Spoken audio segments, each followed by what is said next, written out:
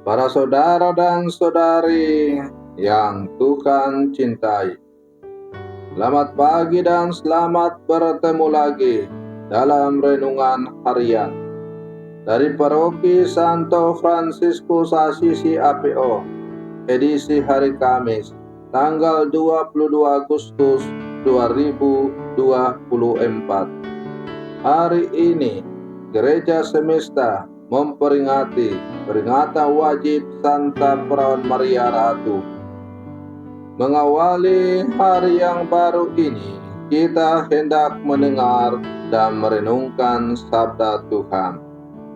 Marilah sebelum kita mendengar dan merenungkan sabda Tuhan, kita berdoa.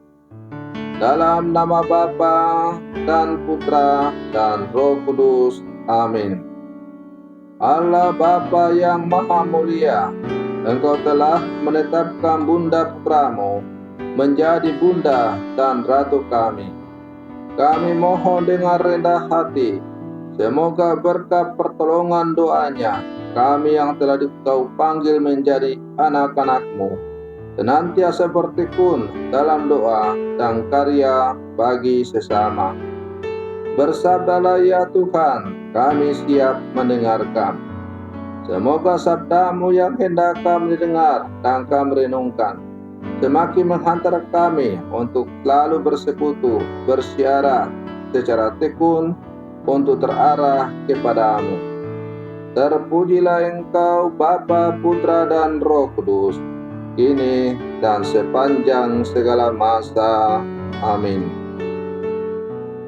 Para saudara dan saudari yang Tuhan cintai, sabda Tuhan yang hendak kita dengar dan kita renungkan untuk mengawali hari yang baru ini diambil dari Injil Matius pasal 22 ayat 1 sampai 14. Tuhan bersamamu.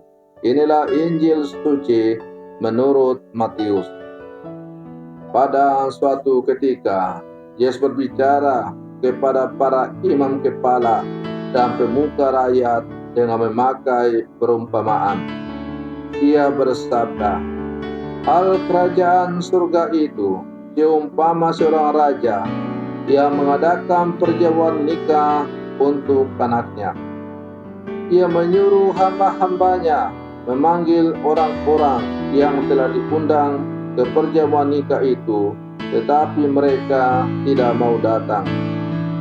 Raja itu menyuruh pula hamba-hamba lain dengan pesan, 'Katakanlah kepada para undangan, hidanganku sudah kusediakan, lembu-lembu jantan dan ternak piaraanku telah disembelih, semuanya telah tersedia, datanglah ke perjamuan nikah ini.'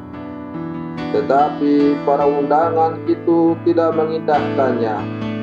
Ada yang pergi ke ladangnya, ada yang pergi mengurus usahanya, dan ada yang lain menangkap para hamba itu, menyiksa dan membunuhnya. Maka murkalah raja itu. Ia lalu menyuruh pasukannya ke sana untuk membinasakan pembunuh-pembunuh itu dan membakar kota mereka. Kemudian ia berkata kepada para hamba, 'Perjamuan nikah telah tersedia, tetapi yang diundang tidak layak untuk itu. Sebab itu, pergilah ke persimpangan-persimpangan jalan dan undanglah setiap orang yang kalian jumpai di sana ke perjamuan nikah ini.' Maka pergilah para hamba dan mereka mengumpulkan semua orang yang dijumpainya di jalan-jalan, orang jahat dan orang-orang baik, sehingga penuhlah ruangan perjamuan nikah itu dengan tamu. Ketika raja masuk hendak menemui para tamu, ia melihat seorang tamu yang tidak berpakaian pesta. Ia berkata kepadanya, 'Hai saudara, bagaimana saudara masuk tanpa berpakaian pesta?' Tetapi orang itu diam saja. Maka raja lalu berkata kepada para hamba, "Ikatlah kaki dan tangannya, dan campakkanlah orang itu ke dalam kegelapan yang paling gelap. Di sana akan ada ratap dan kerta gigi, sebab banyak yang dipanggil, tetapi sedikit yang dipilih." Demikianlah sabda Tuhan.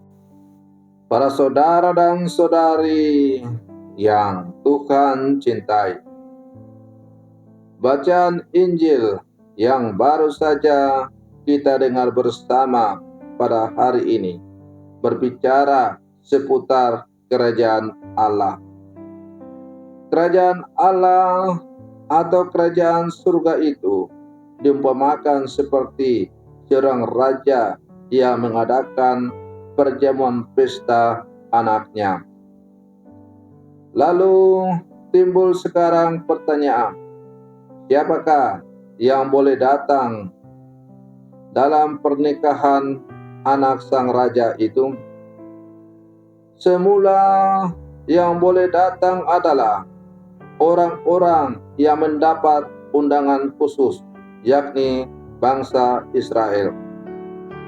Namun mereka tidak mau karena banyak hal lain yang mereka rasa lebih penting.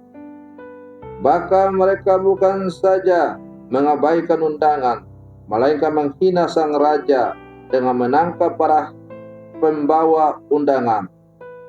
Israel terus-menerus menyingkirkan orang-orang yang diutus Allah, bahkan sang anak Allah itu sendiri. Para saudara dan saudari yang Tuhan cintai, Tuhan memanggil kita untuk bersama Dia berada dalam sukacita dan kebahagiaan.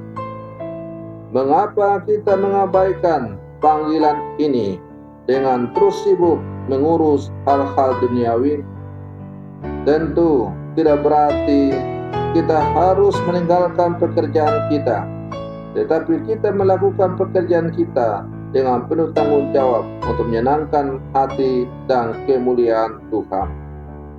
Janganlah meletakkan pengharapan untuk hidup bahagia di dalam pekerjaan atau penghasilan kita, melainkan letakkanlah pengharapan itu hanya di dalam kerajaan-Nya yang akan dinyatakan. Para saudara dan saudari yang Tuhan cintai, maka orang-orang yang dipanggil di persimpangan-persimpangan jalan, baik orang jahat maupun orang baik, mengungkapkan bahwa warta kerajaan Allah, tawaran kerajaan Allah terbuka untuk semua orang. Kita semua diundang untuk menikmati pesta kekal, hidup berbahagia bersama dengan Allah. Akan tetapi, para saudara dan saudari yang Tuhan cintai, supaya kita dapat datang ke pesta itu, maka kita harus berpakaian pesta. Tentu kita bisa membayangkan bahwa kalau kita memenuhi undangan dari teman, misalnya undangan ulang tahun, undangan kenduri, pernikahan, dan lain-lain, tidak mungkin kita berpakaian compang-camping. Tidak mungkin kita berpakaian kotor. Pastilah kita berpakaian yang layak. Maka demikian pula halnya kalau kita mau menikmati, menghadiri pesta undangan dari Allah itu sendiri, yaitu menikmati hidup berbahagia di dalam kerajaan-Nya. Kita harus berpakaian pesta. Pakaian pesta yang kita kenakan itu tidak lain adalah pertobatan. Karena dengan bertobat, kita meninggalkan segala sesuatu yang tidak sesuai dengan kehendak Allah dan hanya menjadikan kehendak Allah sebagai satu-satunya tujuan tertinggi dalam hidup. Orang yang tidak berpakaian pesta dalam cerita tadi adalah lambang orang yang tidak mau bertobat, yang masih suka untuk hidup menikmati hidup yang lama, yaitu jauh dari kasih Allah. Para dan saudari yang Tuhan cintai, semoga permenungan saya untuk mengawali hari yang baru ini semakin menghantar kita untuk menjadi murid-murid Yesus yang sejati di zaman sekarang. Selamat pagi, Tuhan Yesus memberkati.